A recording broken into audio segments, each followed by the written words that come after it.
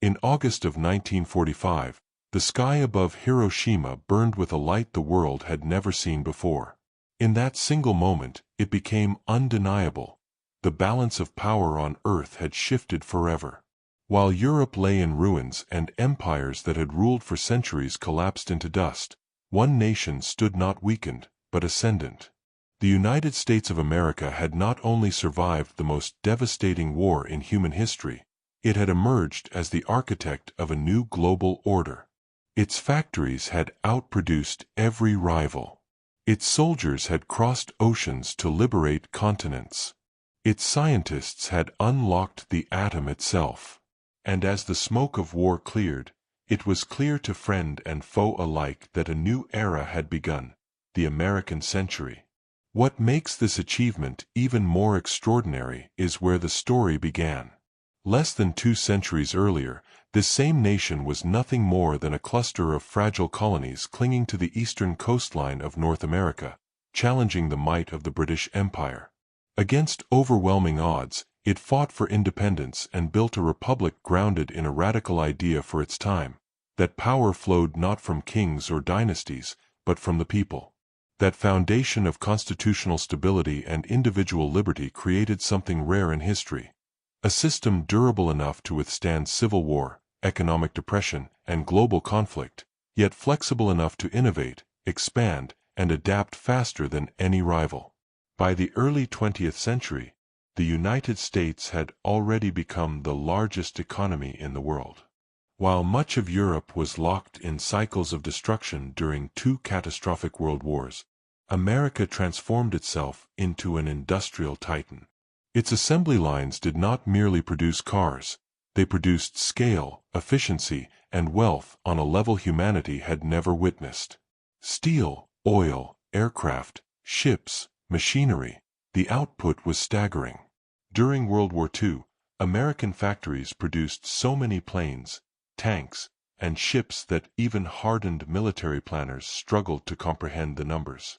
The nation became known as the arsenal of democracy, supplying not only its own forces but also its allies, proving that economic power could be as decisive as military strategy.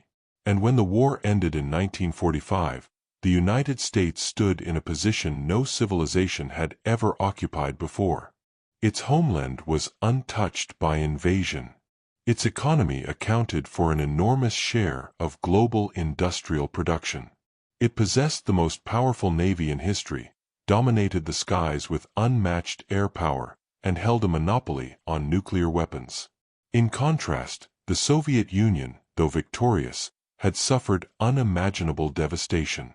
Entire cities were flattened. Millions were dead. Infrastructure was shattered. The imbalance was stark. The Kremlin understood that it was entering a competition not with a weakened adversary, but with a supercharged one. The decades that followed were defined by a silent contest for supremacy known as the Cold War, yet even in that prolonged standoff, the structural advantages of the United States became increasingly clear. The American economy did not merely sustain military competition, it thrived alongside it. While the Soviet system strained under centralized control and chronic shortages, American consumers experienced rising incomes, expanding suburbs, technological revolutions, and supermarkets filled with abundance. When Soviet officials and citizens glimpsed this prosperity firsthand, the psychological impact was profound. It was not only missiles and bombers that demonstrated American strength. It was the visible evidence of a system capable of generating opportunity and innovation at a scale the world had never seen. Technological superiority further widened the gap. The United States projected power across oceans with nuclear-powered aircraft carriers that functioned as floating cities. Its Air Force fielded increasingly advanced fighter jets capable of dominating vast airspace. Its submarines operated in near silence beneath the seas, forming an invisible shield of deterrence. And when the space race captured global attention, American determination culminated in astronauts walking on the surface of the moon, a symbolic victory that signaled not only scientific achievement but systemic vitality. Innovation was not an isolated event. It was embedded in the culture, fueled by universities, private enterprise, and an open society that rewarded experimentation. Yet perhaps America's most enduring form of power was not military at all. It was financial and cultural. Through the establishment of international economic institutions and the elevation of the U.S. dollar as the backbone of global trade, the United States positioned itself at the center of the world economy.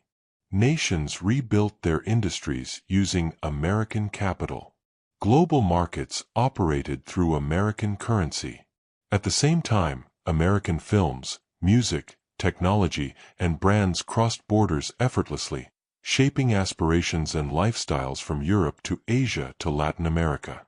The influence was subtle but immense, a form of power that did not require occupation to transform the world. From a rebellion against imperial rule to the steward of a global system, the rise of the United States stands as one of the most remarkable transformations in human history. It was not the product of a single battle or a single leader, but of sustained industrial strength, institutional stability, technological daring, and an unwavering belief in expansion and progress. When the 20th century reached its end and the Soviet Union dissolved, it marked not merely the conclusion of a geopolitical rivalry, but the confirmation of a reality that had been forming since 1945. The United States had become the world's sole superpower. And the legacy of that ascent still defines our world today. Global finance flows through American institutions. International security alliances depend on American leadership. Cultural trends often originate on American soil before radiating outward. The journey from vulnerable colony to global superpower was neither accidental nor inevitable. It was built through resilience, ambition, sacrifice, and an unparalleled capacity to scale ideas into power. In the aftermath of history's greatest wars and greatest rivalries, one truth became clear: the American experiment did not merely survive the trials of the modern age. It shaped them. Throughout the Cold War, the United States faced a nuclear-armed adversary determined to match its strength in every domain: military, technological, economic, and ideological. There were moments when the world stood on the edge of catastrophe, when a single miscalculation could have triggered unimaginable destruction. Yet even under that shadow, American confidence never fully wavered. Its economy continued to expand. Its universities continued to innovate. Its citizens continued to pursue opportunity in a system that rewarded ambition. While centrally planned economies struggled with inefficiencies and shortages, the American model demonstrated a capacity for wealth creation that was dynamic, decentralized, and self-correcting. By the 1980s, the contrast had become impossible to ignore. American defense initiatives pushed the boundaries of science and engineering, forcing adversaries to compete at levels that strained their foundations. Silicon Valley began reshaping the future of computing. Financial markets deepened and expanded. Consumer culture flourished. The strength of the United States was no longer defined solely by aircraft carriers or missile silos, but by the sheer scale of its productive power and technological momentum. It was a nation capable of funding innovation, sustaining alliances across continents, and maintaining a standard of living that much of the world could only aspire to. When the Soviet Union finally collapsed in 1991, it marked more than the end of a geopolitical rival. It marked the validation of a system built on constitutional continuity, private enterprise, and individual liberty. The American flag had not been lowered. It had become the symbol of a world order that now revolved around Washington, New York, and Silicon Valley rather than Moscow. The dollar stood firm as the backbone of global trade. NATO remained intact. American military bases dotted the globe not as instruments of conquest, but as pillars of a security architecture that deterred major war among great powers. But perhaps the most profound victory was psychological. For decades, critics had predicted America's decline. They warned of overstretch, division, and inevitable collapse. And yet, time and again, the United States demonstrated a capacity to regenerate. After war came expansion. After recession came recovery. After crisis came innovation. It was this resilience, this refusal to accept decline as destiny, that distinguished the American story from so many others in history. Today, the influence of that ascent is visible everywhere. The world's financial systems still move in rhythm with American markets. Breakthrough technologies often emerge from American laboratories and startups. Cultural exports continue to shape global conversations. Even nations that challenge American leadership operate within an international framework largely designed and defended by the United States. That is not an accident of geography. It is the cumulative result of decades of strategic investment, industrial strength, and a belief that progress is both possible and necessary. From the beaches of Normandy to the silent depths patrolled by nuclear submarines, from the laboratories of the Manhattan Project to the launchpads that sent humans to the moon, the United States proved something fundamental about power in the modern age. That strength rooted in innovation, economic vitality, and enduring institutions can reshape the world more permanently than force alone. The American experiment did not simply rise. It endured, it expanded, and it set the standard by which global influence would be measured. And so, when we look back at the arc of the last century, the story is unmistakable. A nation born in rebellion became the stabilizing force of the international system. A republic once dismissed as fragile became the most formidable superpower the world has ever known. Through war, rivalry, and uncertainty, it carried forward an idea that proved stronger than any empire built solely on fear. The American century was not handed to the United States. It was forged, in factories, in laboratories, on battlefields, and in the unwavering conviction that freedom and opportunity could generate unmatched power. And as history continues to unfold, the legacy of that rise remains one of the defining achievements of the modern world, a testament to what a determined nation can accomplish when its strength is matched by its belief in its own destiny. And yet, the true measure of American dominance during the Cold War was not simply survival. It was the repeated moments in which Soviet leadership was forced to confront uncomfortable realities. Again and again, Moscow discovered that it was reacting, not leading; matching, not surpassing; chasing, not setting the pace. The competition was global, ideological, technological, and increasingly uneven.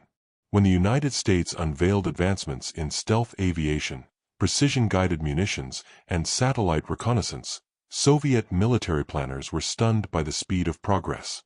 American defense spending was not merely larger, it was more efficient, driven by private sector innovation and research institutions operating at full throttle. The Kremlin could produce tanks and missiles in vast numbers, but quantity alone could not offset a widening qualitative gap.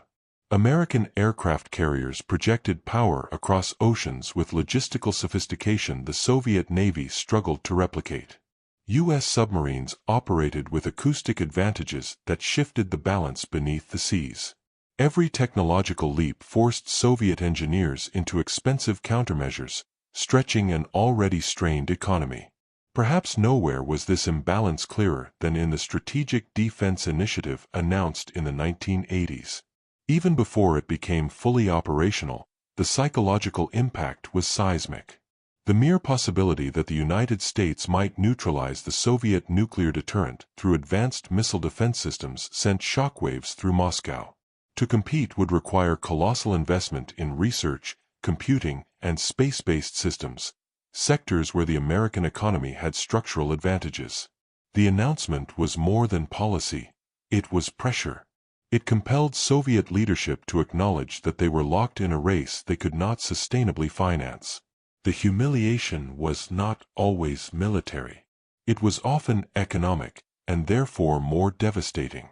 When Soviet officials quietly visited the United States and witnessed the scale of consumer abundance, fully stocked supermarkets, expanding suburbs, a middle class with access to cars, appliances, and modern conveniences, the contrast was undeniable. The American system generated prosperity not as propaganda, but as lived reality. In the Soviet Union, shortages were managed and explained. In the United States, surplus was ordinary. The ideological claim that central planning would outperform capitalism began to erode under the weight of visible evidence. Even in space, where the Soviet Union scored early symbolic victories, the long arc favored the United States. The moon landing was not simply a scientific milestone, it was a declaration of systemic vitality. It demonstrated that an open society, combining government coordination with private innovation, could achieve feats once thought impossible. It was watched across the globe, including behind the Iron Curtain, where citizens could not help but notice which flag stood on the lunar surface. The symbolism was impossible to conceal. By the late 1980s, the imbalance had become structural. American GDP dwarfed that of its rival. The dollar remained central to global trade. NATO stood unified. Meanwhile, the Soviet economy stagnated under inefficiency and mounting debt. Reform efforts revealed weakness rather than strength. The arms race that was meant to showcase parity instead exposed vulnerability.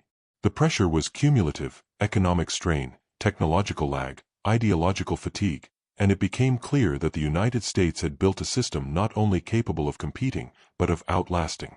When the Soviet Union dissolved in 1991, it was not defeated on a conventional battlefield. There was no climactic invasion, no formal surrender ceremony. Instead, it collapsed under the weight of competition it could no longer sustain. The Cold War ended not with American occupation of Moscow, but with the quiet lowering of the Soviet flag over the Kremlin. It was a strategic victory achieved through endurance, innovation, and economic scale, a demonstration that power in the modern era is measured not only by weapons, but by productivity, adaptability, and institutional strength. In retrospect, the Cold War was a prolonged test of systems. One relied on centralized control, rigid hierarchy, and enforced conformity. The other drew strength from decentralization, market dynamism, and constitutional continuity. Over time, the difference became decisive. The United States did not merely resist Soviet expansion, it exposed the internal fragility of its rival by setting a pace the Soviet system could not match. That was the ultimate strategic humiliation, not defeat by invasion, but by comparison. Not collapse from attack, but from pressure. In the contest for global leadership, the United States proved that sustained innovation, economic depth, and alliance networks could overcome even the most formidable adversary. And when the 20th century closed, the verdict of history was unmistakable: the American model had prevailed. The imbalance between the United States and the Soviet Union was not theoretical. It revealed itself in decisive moments when leaders inside the Kremlin were forced to confront the reality that they were not dictating the tempo of history, but reacting to it. One of the earliest shocks came during the Cuban Missile Crisis in 1962. When American U-2 reconnaissance aircraft photographed Soviet nuclear missile installations under construction in Cuba, it was not merely an intelligence success, it was a strategic exposure. The Soviet attempt to secretly alter the nuclear balance in the Western Hemisphere had been uncovered before it was operational. President John F. Kennedy responded with a naval quarantine that demonstrated overwhelming maritime superiority. The U.S. Navy encircled the island, and the Soviet Union, unable to break the blockade without risking direct confrontation, ultimately withdrew its missiles. The world had stood on the brink, but the resolution underscored a clear truth: American surveillance, naval power, and strategic resolve had forced Moscow to step back. The pattern repeated itself in the technological arena. In the 1970s and 1980s, American advances in stealth technology culminated in aircraft like the F-117 Nighthawk, a platform designed to evade radar detection. For Soviet air defense planners, this represented a nightmare scenario. Billions had been invested in layered radar systems intended to detect incoming threats, yet here was an aircraft built specifically to bypass them. At the same time, U.S. submarines such as the Los Angeles class operated with acoustic quietness that significantly outmatched many of their Soviet counterparts, tilting the underwater balance in America's favor. In strategic war games and intelligence assessments, Soviet analysts increasingly acknowledged that matching American qualitative advantages required resources their economy struggled to provide. Then came 1983, a year that intensified the pressure. President Ronald Reagan announced the Strategic Defense Initiative, an ambitious missile defense concept that envisioned intercepting nuclear warheads from space. Whether fully feasible or not, its psychological impact was immediate and profound. The Soviet nuclear strategy depended on mutually assured destruction, the guarantee that any attack would be met with devastating retaliation. If the United States could potentially shield itself, even partially, that balance would erode. To compete, the Kremlin would need massive investments in computing power, advanced sensors, and space technologies, precisely the sectors where the American private sector was surging ahead. The announcement forced Soviet leadership into a defensive posture, scrambling to calculate costs they could scarcely afford. Economic humiliation proved even more corrosive. In 1989, when Soviet official Boris Yeltsin visited the United States and toured a supermarket in Texas, he reportedly stood in disbelief at the abundance on display. Endless varieties of meat, produce, and consumer goods arranged not for elites, but for ordinary citizens. For decades, Soviet propaganda had portrayed Western prosperity as exaggerated or illusory. Yet here was visible evidence of a consumer economy operating at a scale unimaginable within the centralized Soviet system. The gap was no longer abstract. It was tangible.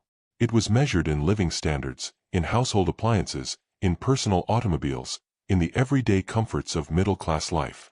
Even the space race, which had begun with Soviet triumphs like Sputnik and Yuri Gagarin's orbital flight, ultimately tilted in America's favor. The Apollo 11 moon landing in 1969 was more than a scientific feat. It was a global spectacle that demonstrated systemic capacity. The United States had mobilized hundreds of thousands of engineers, scientists, and private contractors in a coordinated effort that culminated in astronauts walking on the lunar surface. Across the world, including within the Soviet Union, audiences watched as the American flag was planted on alien soil. It was not simply a victory in space. It was a statement about industrial depth, organizational strength, and technological leadership. By the late 1980s, these pressures converged. The Soviet invasion of Afghanistan had drained resources and morale. Oil prices fluctuated, undercutting revenue. The cost of maintaining military parity with the United States consumed a staggering portion of national output. Meanwhile, American GDP continued to expand, fueled by innovation in computing, finance, and telecommunications. Silicon Valley was laying the groundwork for the digital revolution even as the Soviet system struggled with outdated infrastructure.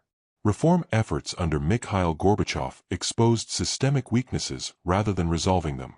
The competition that had begun as a bid for global parity ended as an exercise in endurance, and endurance favored the United States.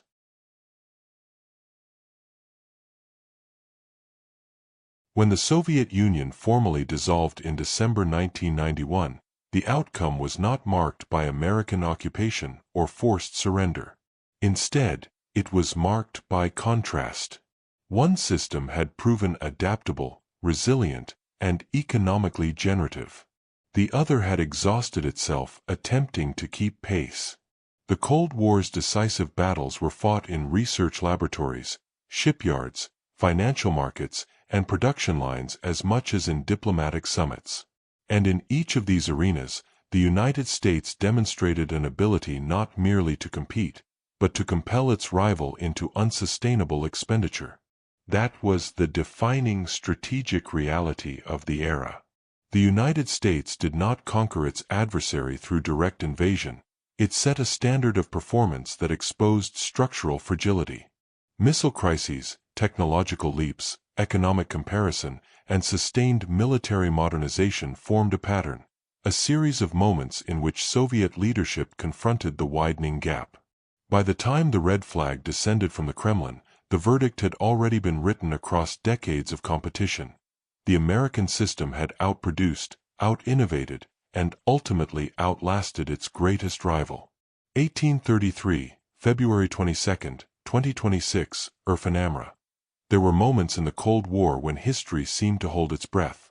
Moments when the illusion of parity shattered and the reality of American dominance became impossible to ignore. Behind the closed doors of the Kremlin, Soviet generals studied satellite images, economic reports, and military assessments that told a story they dared not speak publicly. The United States was not standing still. It was accelerating. When American U-2 spy planes revealed Soviet missile installations in Cuba in 1962, the gamble collapsed in daylight. The operation had been designed in secrecy, a bold attempt to tilt the nuclear balance within striking distance of American shores. But it was American reconnaissance that exposed it, American naval power that encircled the island, and American resolve that forced withdrawal. The Soviet ships turned back. The missiles were dismantled. The world saw the confrontation as a narrow escape from catastrophe, but inside Moscow, the lesson was harsher. The United States had demonstrated intelligence superiority, maritime dominance, and the political will to enforce a red line in its own hemisphere. And the shocks kept coming. In 1969, as the Cold War stretched into a test of technological prestige, millions around the globe watched grainy footage from the surface of the moon. Neil Armstrong stepped forward and planted the American flag in the lunar dust. The symbolism was overwhelming. The Soviet Union had launched Sputnik. It had sent the first human into orbit. But it was the United States that completed the ultimate leap.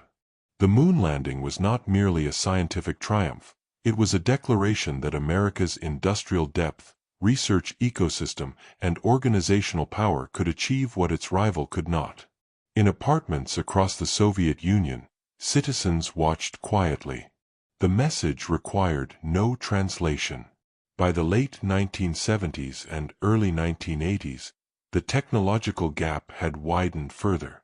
American fighter aircraft such as the F-15 and F-16 were redefining air superiority, integrating advanced avionics and missile systems that outclassed many of their adversaries. The introduction of stealth technology with the F-117 Nighthawk signaled something even more unsettling for Soviet planners: the possibility that entire layers of radar defense could be bypassed. Billions invested in detection networks suddenly faced obsolescence. Beneath the oceans, American submarines moved with acoustic advantages that made them increasingly difficult to track. The strategic balance was no longer just about numbers. It was about precision, invisibility, and technological edge. Then came 1983, a year that felt like a thunderclap in Moscow. President Ronald Reagan announced the Strategic Defense Initiative, an ambitious vision of intercepting nuclear missiles before they could reach American soil. Critics debated feasibility. Scientists argued over practicality. But in the Kremlin, the reaction was immediate and visceral. The entire Soviet doctrine of deterrence depended on the certainty of mutual destruction.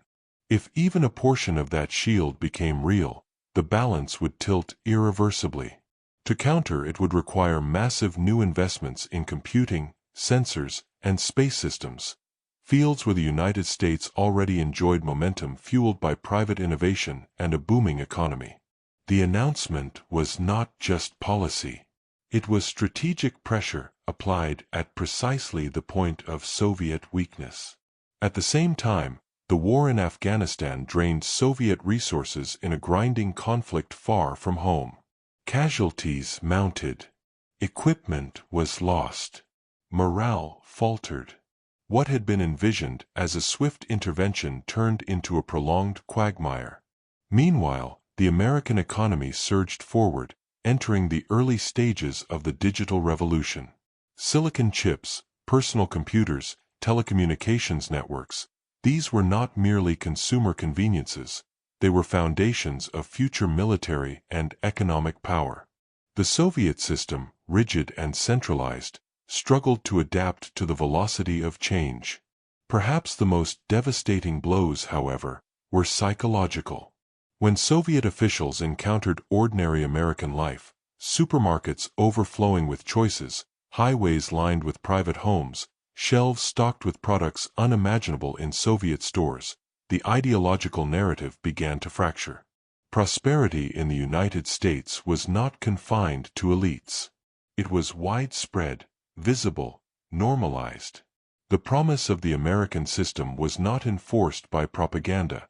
It was displayed in daily life. For a state that claimed historical inevitability, the comparison was corrosive. By the end of the 1980s, the numbers told a brutal story. American GDP outpaced its rival by a wide margin. The dollar anchored global trade. NATO remained cohesive. The Soviet economy, burdened by military expenditures and systemic inefficiencies, teetered. Attempts at reform exposed structural decay rather than reversing it. The arms race that had been meant to demonstrate strength instead revealed exhaustion. And then, in December 1991, it ended.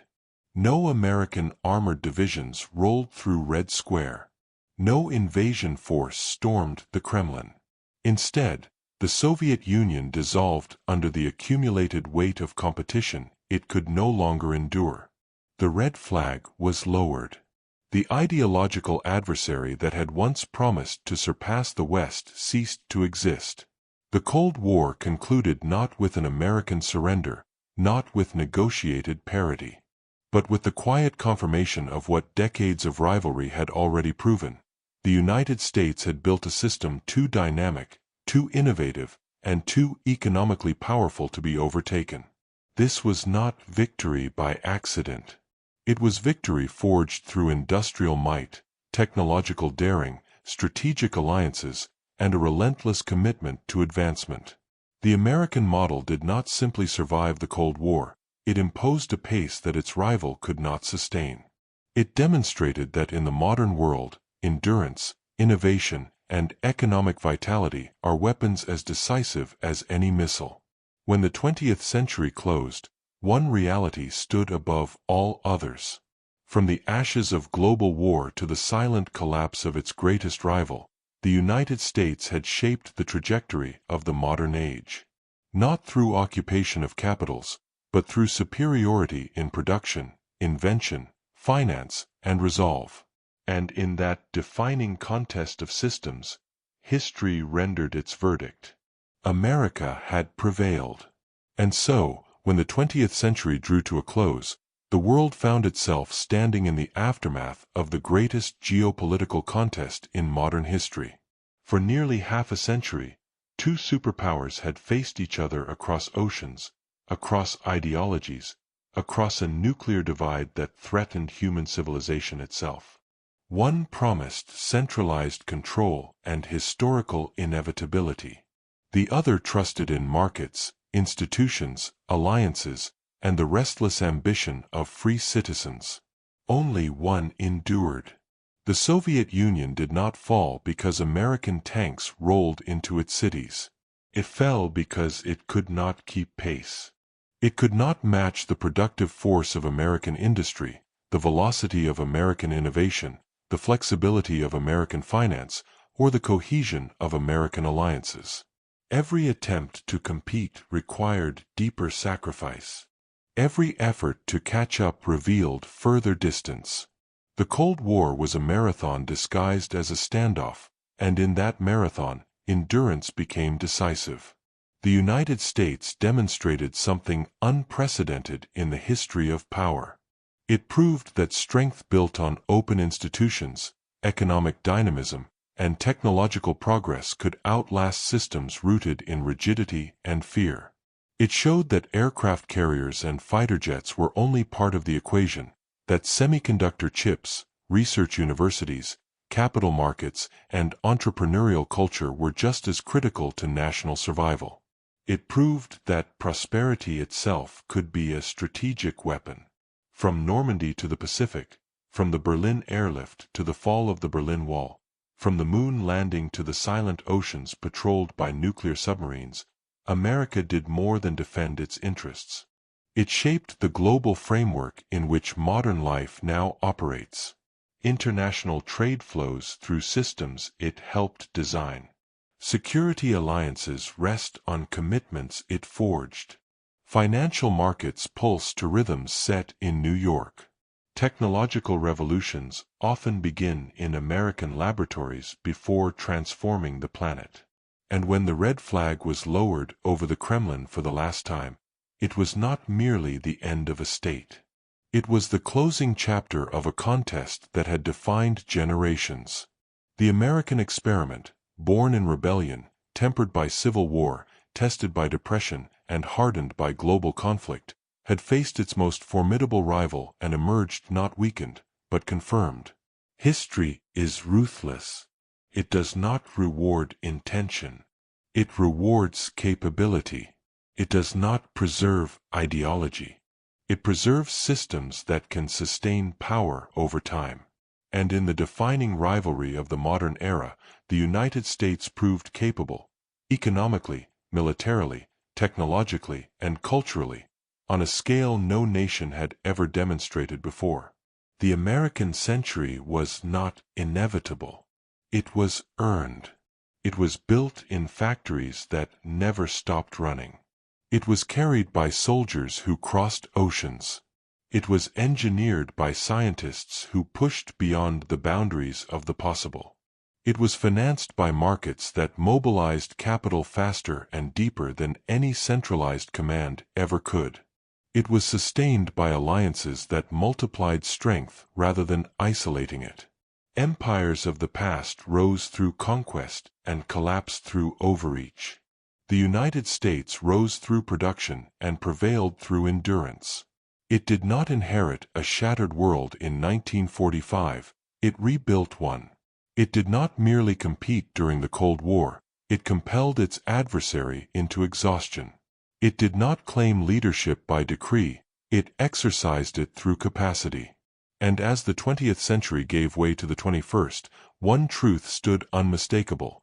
From a line of fragile colonies on the Atlantic coast to the most influential superpower in human history, the United States had reshaped the global order in its image.